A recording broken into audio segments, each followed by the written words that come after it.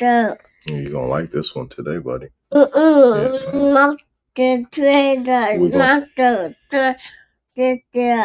Well, we're gonna read a little bit about the monsters. Just read it in there. Keep in mind the monster. Read it in there. Are you listening? Read it. Listen. I think the monster that we're gonna be reading about today is not a monster. That is Valcor. Valcor is a friend. Okay. So we're gonna read about some friends today. They're not monsters. All right. Not monster older. Monster older. Yes. No, monster older. Okay. Monster older. Welcome to the MasterMind Library. They call me Ferdinand, the bringer of balance, leader of many disciplines, and the host of the MasterMind Library, the home of the MasterMind Book Club. And I'm here today with Trigger, one of my co-hosts, and my other co-hosts are over here in the audience, Elijah, Huey, and Sincere. So we're very thankful to have them here today. They're learning every day a little bit more about the stories that we came up with as children, as well as learning more about the information within those stories, the secrets within. In the last chapter that we read, chapter 2 of the NeverEnding Story by Michael Ende or Ende. I'm not sure how to pronounce his name, but let's just say Michael Ende.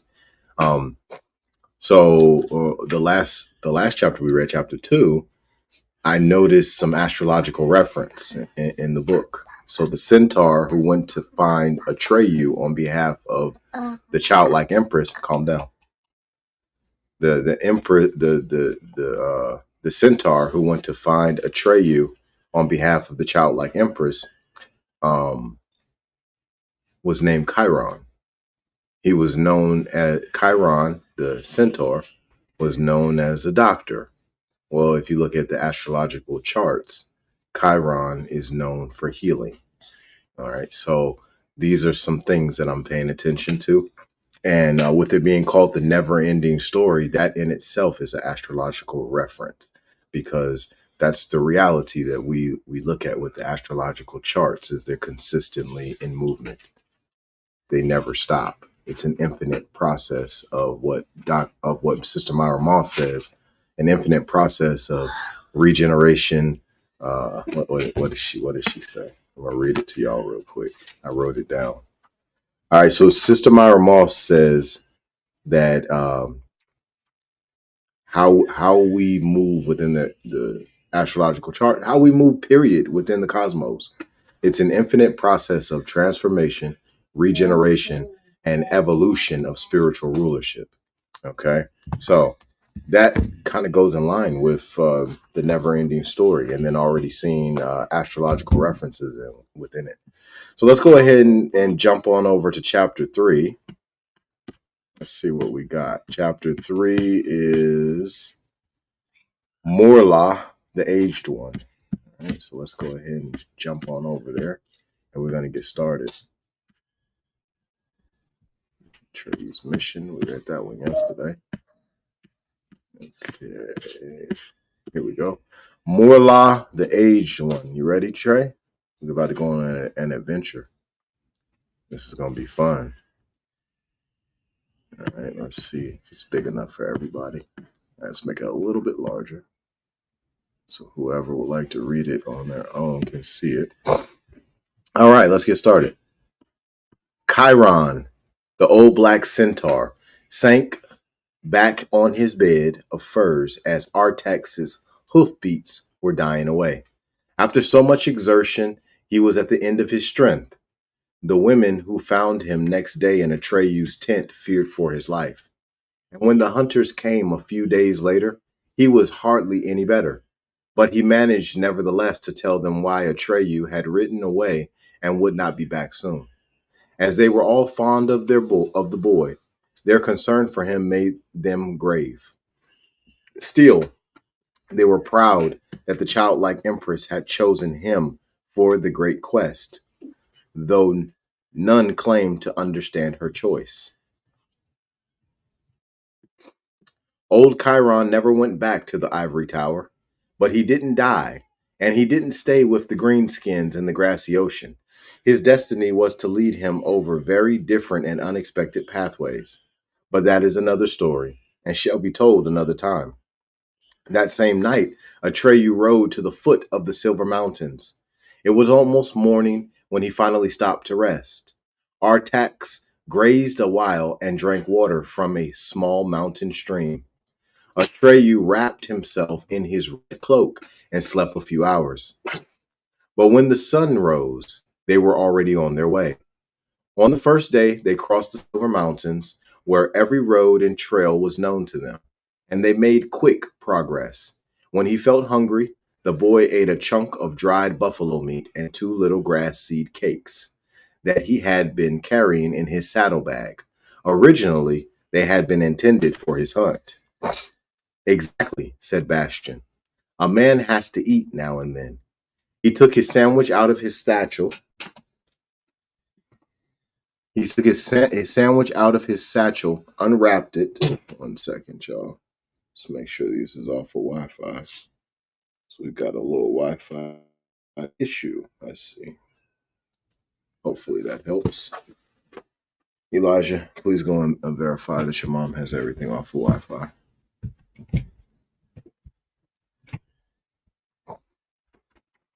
Exactly, said Bastian. A man has to eat now and then. He took his sandwich out of his satchel, unwrapped it, broke it carefully in 2 pieces, wrapped one of them up again, and put it away. Then he ate the other. Recess was over. Bastian wondered what his class would be doing next. Oh yes, geography with Mrs. Flint. You had to reel off rivers and their tributaries, cities, population figures, national resources, and industries. Bastian shrugged his shoulders and went on reading. By sunset, the Silver Mountains lay behind them, and again they stopped to rest. That night, Atreyu dreamed of purple buffaloes. He saw them in the distance, roaming over the grassy ocean, and he tried to get near them on his horse. In vain, he galloped. He spurred his horse, but they were always the same distance away. The second day, they passed through the singing tree country. Each tree had a different shape, different leaves, different bark, but all of them ingrowing. And this was what gave the country its name. Made soft music that sounded from far and near and joined in a mighty harmony that hadn't its like for beauty in all fantasia. Riding through this country wasn't entirely devoid of danger, for many a traveler had stopped still, as though spellbound, and forgotten everything else. Atreyu felt the power of these marvelous sounds, but didn't let himself be tempted to stop. The following night, he dreamed again of purple buffaloes. This time he was on foot, and a great herd of them was passing, but they were beyond the range of his bow. And when he tried to come closer, his feet clung to the ground and he couldn't move them. His frantic efforts to tear them loose woke him up. He started out at once, though the sun had not yet risen. The third day, he saw the glass tower of Aribo, where the inhabitants of the region caught and stored starlight. Out of the starlight, they made wonderfully decorative objects, the purpose of which, however, was known to no one in all Fantasia but their makers. He met some of these folk, little creatures they were, who seemed to have been blown from glass. They were entirely friendly and provided him with food and drink. But when he asked them who might know something about the childlike empress's illness, they sank into a gloomy, perplexed silence. The next night, Atreyu dreamed again that the herd of purple buffalo was passing. One of the beasts, a particularly large, imposing bull, broke away from his fellows and slowly, with no sign of either fear or anger, approached Atreyu.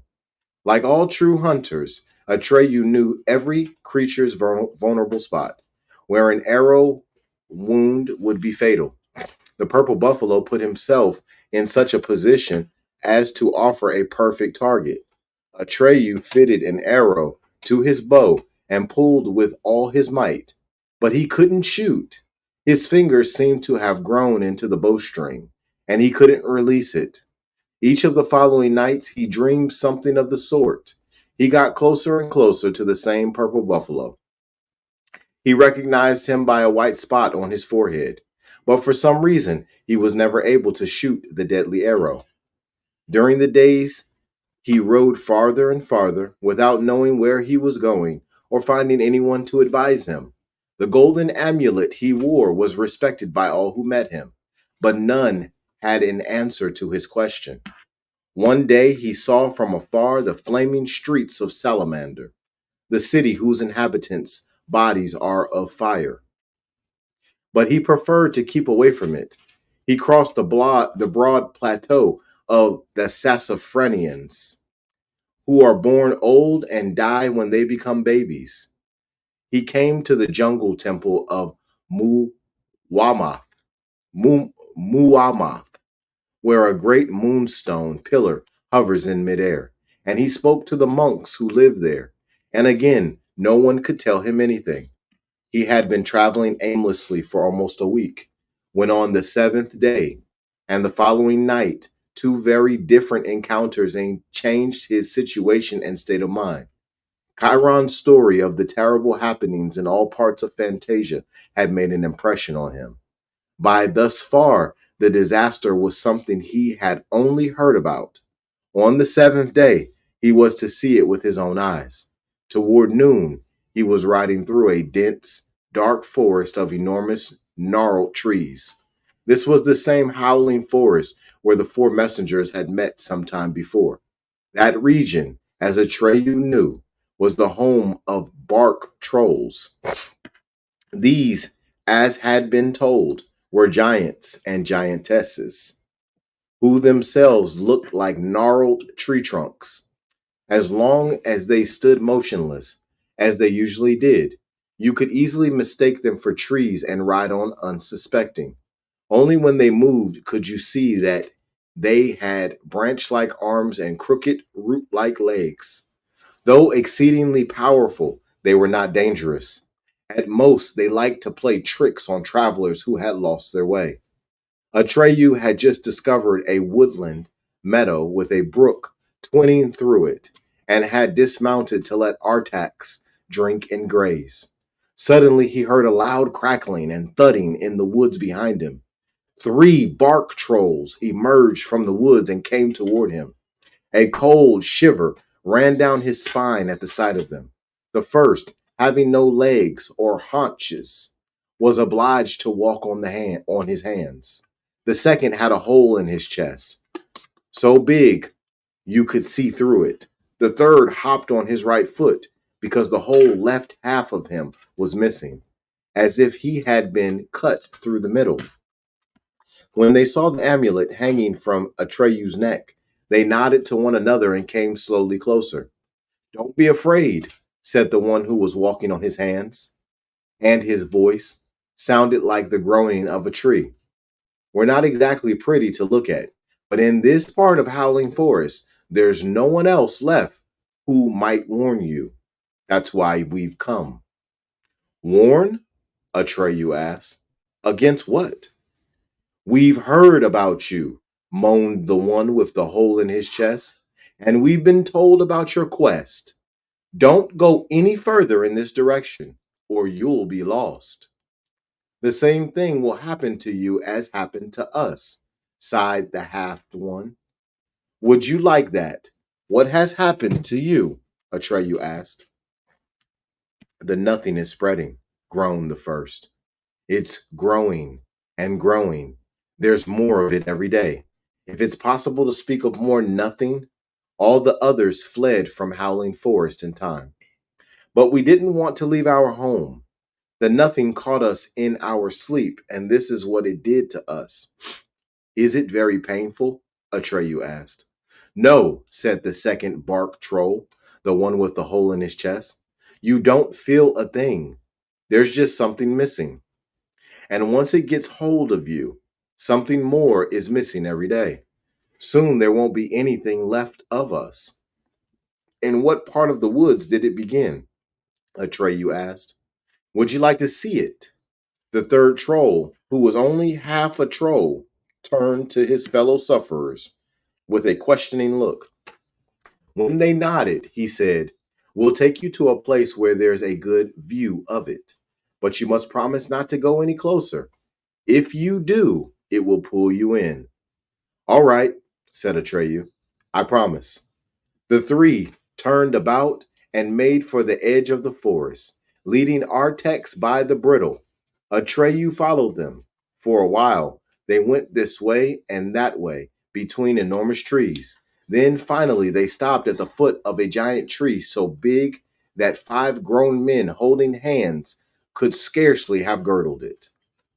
"Climb as high as you can," said the legless troll, "and look in the direction of the sunrise. Then you'll see, or rather not see it." Atreyu pulled himself up by the knots and bumps on the tree. He reached the lower branches, hoisted himself to the next, climbed and climbed. Take that from her. All of it. Atreyu pulled himself up by the knots and bumps on the tree. He reached the lower branches, hoisted himself to the next, climbed and climbed until he lost sight of the ground below him. Higher and higher he went. The trunk grew thinner, and the more closely spaced side branches made it easier to climb.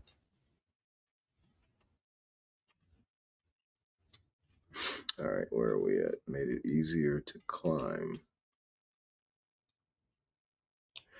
When at last he reached the crown, he turned toward the sunrise, and then he saw it. The tops of the trees nearest him were still green, but the leaves of those farther away seemed to have lost all color. They were gray. A little farther on, the foliage seemed to become strangely transparent, misty, or, better still, unreal.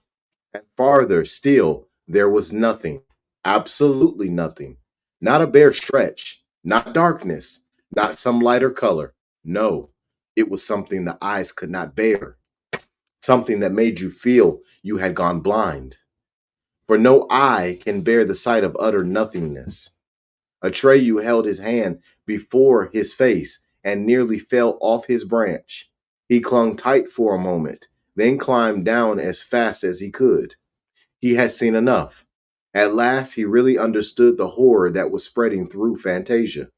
When he reached the foot of the great tree, the 3 bark trolls had vanished.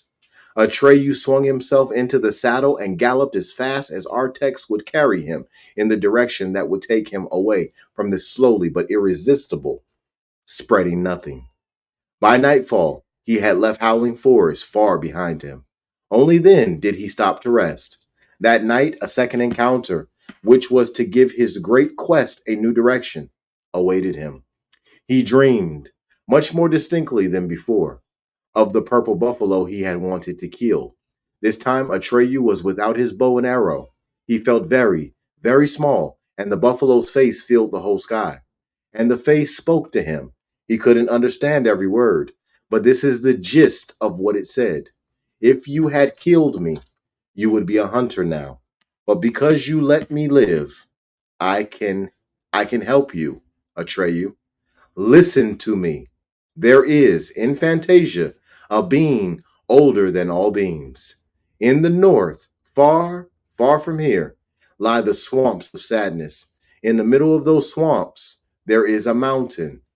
Tortoise Shell Mountain, it's called. There lives Morla, the aged one. Go and see Morla, the aged one." Then Atreyu woke up. The clock in the belfry struck 12. Soon, Bastion's classmates would be going down to the gym for their last class. Today, they'd probably be playing with the big, heavy medicine ball, which Bastion handled so awkwardly that neither of the 2 teams ever wanted him. And sometimes they played with a small, hard rubber ball that hurt terribly when it hit you. Bastion was an easy mark and was always getting hit full force. Or perhaps they'd be climbing rope, an exercise that Bastion especially detested. Most of the others would be all a sack of flour at the very bottom of the rope, unable to climb as much as a foot. they'd all be laughing their heads off. And Mr. Mingay, the gym teacher, had a special stock of Gibbs just for Bastion. Bastion would have given a good deal to be like Atreyu. He'd have shown them. He heaved a deep sigh. Atreyu rode northward. Go unplug the go unplug the video game and unplug that what's that thing called in the kitchen? Alexa, go unplug both of those. All right. Atreyu rode northward. Atreyu rode northward, ever northward. He allowed himself and his little horse only the necessary stops for sleep and food. He rode by day and he rode by night, in the scorching sun and the pelting rain. He looked neither to the left nor to the right and asked no more questions. The farther northward he went, the darker he grew. An unchanging, leaden gray twilight filled the days. At night, the northern lights played across the sky. One morning, when time seemed to be standing still in the murky light, he looked out from a hilltop and finally glimpsed the swamps of sadness. Clouds of mist drifted over them.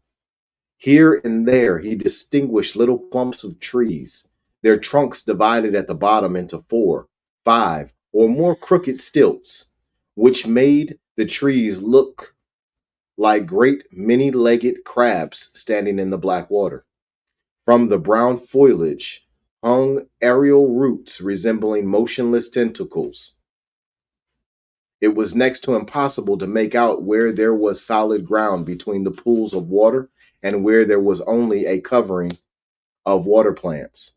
Artax whined with horror. Are we going in there, master? Yes, said Atreyu. We must find the tortoise-shell mountain. It's at the center of those swamps. He urged Artax on, and Artax obeyed. Step by step, he tested the firmness of the ground, but that made progress very slow. At length, Atreyu dismounted and led Artax by the bridle. Several times the horse sank in, but managed to pull himself loose. But the further they went into the swamps of sadness, the more sluggish became his movements. He let his head droop and barely dragged himself forward. Artax, said Atreyu, what's the matter? I don't know, master. I think we should turn back. There's no sense in all this. We're chasing after something you only dreamed about. We won't find anything. Maybe it's too late even now. Maybe the childlike empress is already dead, and everything we're doing is useless. Let us turn back, master. Atreyu was astonished. Artax, he said, you've never spoken like this. What's the matter? Are you sick? Maybe I am, said Artax. With every step we take, the sadness grows in my heart. I've lost hope, master, and I feel so heavy, I can't go on. But we must go on, cried Atreyu. Come along, Artax. He tugged at the bridle, but Artax stood still. He had sunk in up to his belly, and he made no further effort to extricate himself. Artax, cried Atreyu, you mustn't let yourself go. Come, pull yourself out or you'll sink. Leave me, master, said the little horse. I can't make it. Go on alone. Don't bother about me. I can't stand the sadness anymore. I want to die. Desperately, Atreyu pulled at the bridle, but the horse sank deeper and deeper. When only his head emerged from the black water, Atreyu took it in his arms.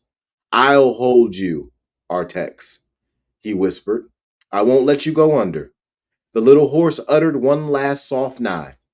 You can't help me, master. It's all over for me. Neither of us knew what we were getting into. Now we know why they are called the swamps of sadness. It's the sadness that has made me so heavy. That's why I'm sinking. There's no help. But I'm here too, said Atreyu, and I don't feel anything. You're wearing the gem, master, said Artax. It protects you. Then I'll hang it around your neck, Atreyu cried. Maybe it will protect you too. He started taking the chain off of his neck. No, the little horse whined. You mustn't do that, master. The glory was entrusted to you. You weren't given permission to pass it on as you see fit. You must carry on the quest without me. Atreyu pressed his face into the horse's cheek. Artax, he whispered. Oh, my Artax. Will you grant my last wish? The little horse asked. Atreyu nodded in silence. Then I beg you to go away. I don't want you to see my end. Will you do me that favor? Slowly Atreyu rose. Half the horse's head was already in the black water. Farewell, Atreyu, my master, he said, and thank you. Atreyu pressed his lips together. He couldn't speak. Once again he nodded to Artax, then he turned away. Bastian was sobbing. He couldn't help it. His eyes filled with tears and he couldn't go on reading. He had to take out his handkerchief and blow his nose before he could go on. Atreyu wadded and wadded. For how long he didn't know. The mist grew thicker and he felt as if he were blind and deaf. It seemed to him that he had been wandering around in circles for hours. He stopped worrying about where to set his foot down, and yet he never sank in above his knees. By some mysterious means, the childlike empress's amulet led him the right way. Then suddenly he saw a high, steep mountain ahead of him. Pulling himself up from crag to crag, he climbed to the rounded top. At first, he didn't notice what this mountain was made of, but from the top, he overlooked the whole mountain. And then he saw that it consisted of great slabs of tortoise shell, with moss growing in the crevices between them. He had found Tortoise Shell Mountain, but the discovery gave him no pleasure. Now that his faithful little horse was gone, it left him almost indifferent. Still, he would have to find out who this Morla the Aged One was, and where she actually lived. While he was mulling it over, he felt a slight tremor shaking the mountain. Then he heard a hideous wheezing and lip smacking, and a voice that seemed to issue from the innermost bowels of the earth. Sakes alive, old woman. Somebody's crawling around on us. In hurrying to the end of the ridge, where the sound had come from, Atreyu had slipped on a bed of moss. Since there was nothing for him to hold on to, he slid faster and faster, and finally fell off the mountain. Luckily, he landed on a tree, which caught him in its branches. Looking back at the mountain, he saw an enormous cave. Water was splashing and gushing inside, and something was moving. Slowly, the something came out. It looked like a boulder as big as a house. When it came into full sight, Atreyu saw that it was a head attached to a long wrinkled neck, the head of a turtle. Its eyes were black and as big as ponds. The mouth was dripping with muck and water weeds. This whole tortoise-shell mountain, it suddenly dawned on Atreyu, was one enormous beast, a giant swamp turtle, Morla, the Aged One. The wheezing, gurgling voice spoke again. What are you doing here, son? Atreyu reached for the amulet on his chest and held it in such a way that the great eyes couldn't help seeing it. Do you recognize this, Morla? She took a while to answer. Sakes alive. Arin. We haven't seen that in a long time, have we, old woman? The emblem of the childlike empress, not in a long time.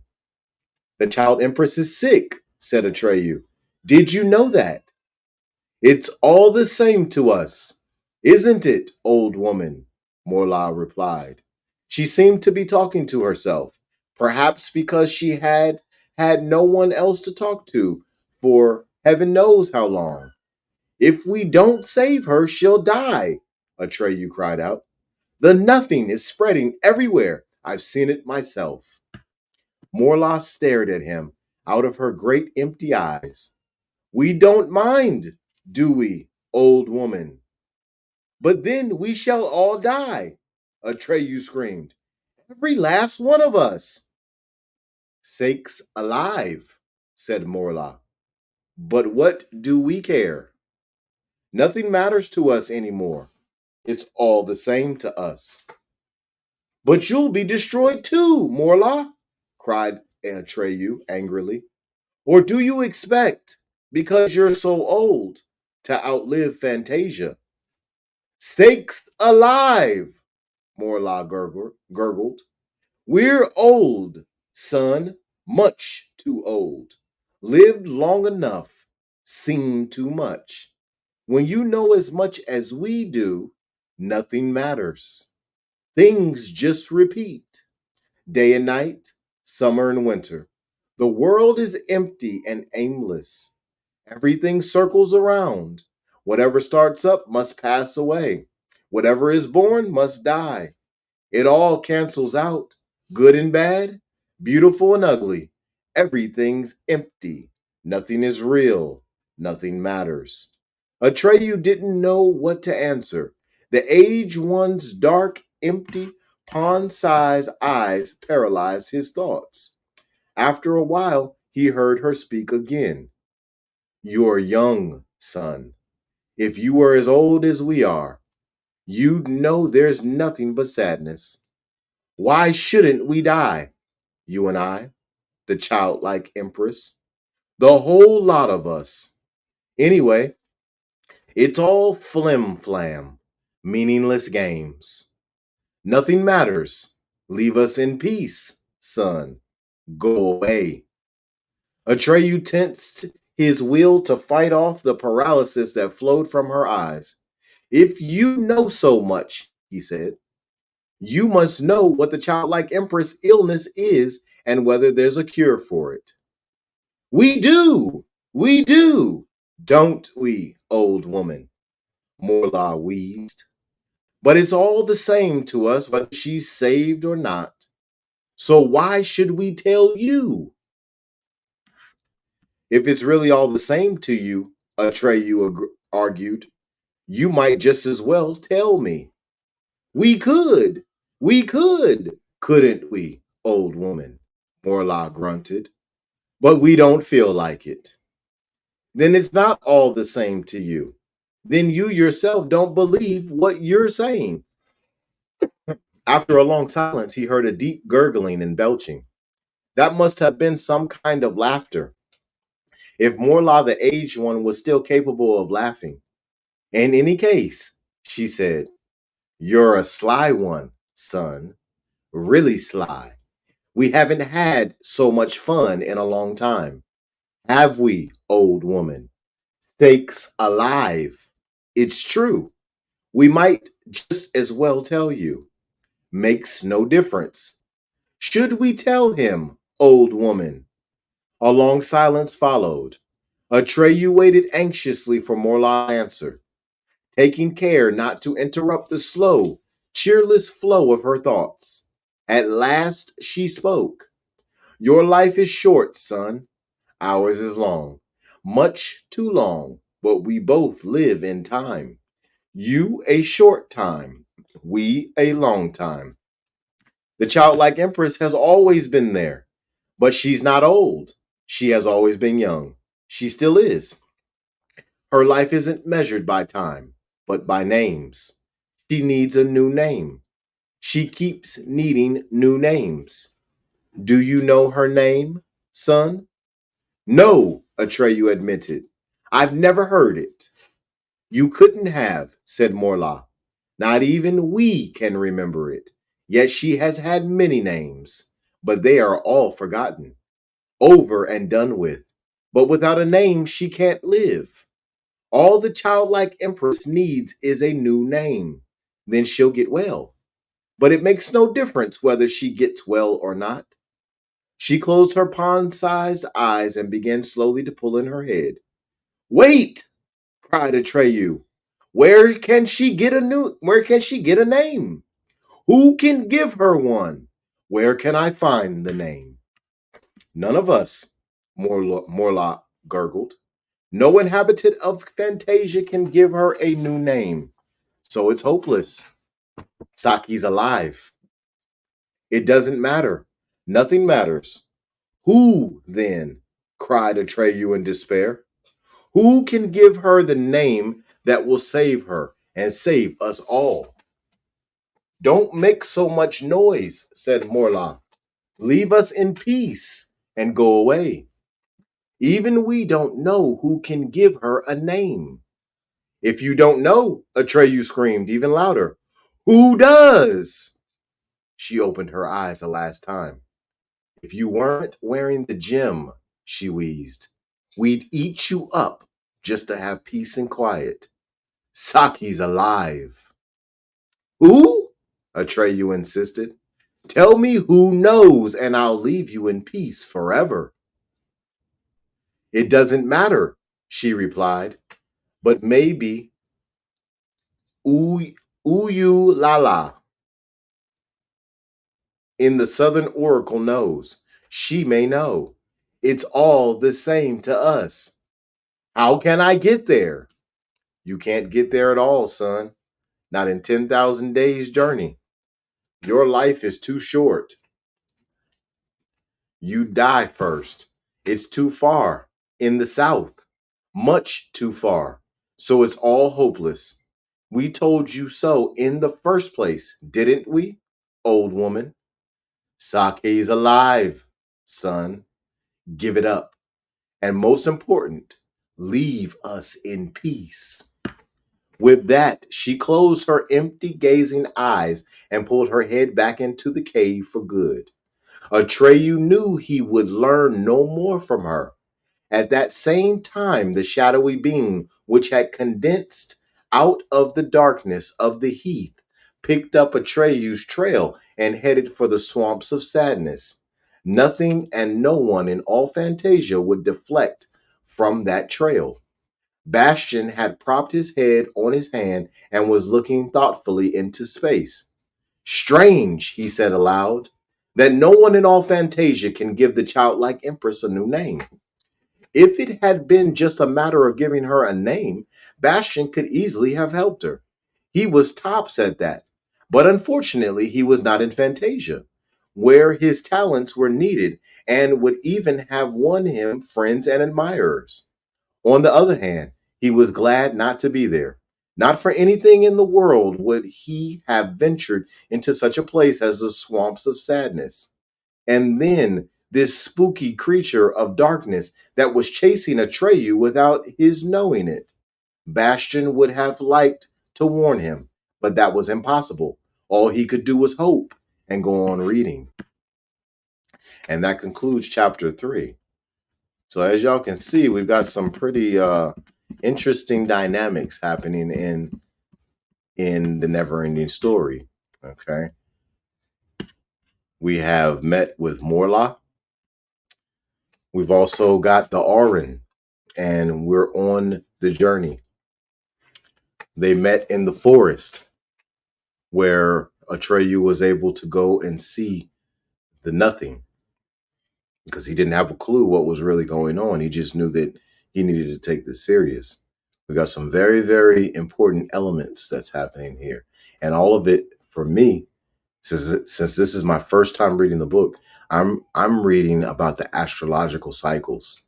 It's embedded within this story, and I didn't even know it when I was a child. So they've taken the ancient science, ancient alchemy, ancient astrology. They've taken the transcendental sciences and they plugged them into this book.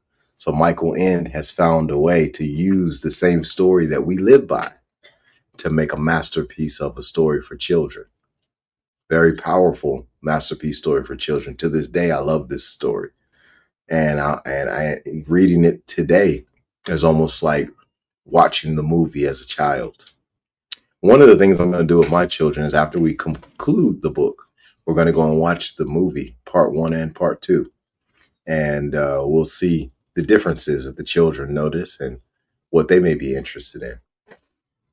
There's a lot to learn from the NeverEnding Story, as well as so many other stories that we grew up on. There's a lot to learn from the songs that we grew up on. There are messages, there are codes embedded within these spells, the spelling, the words, the tones, the pitch, the inflection.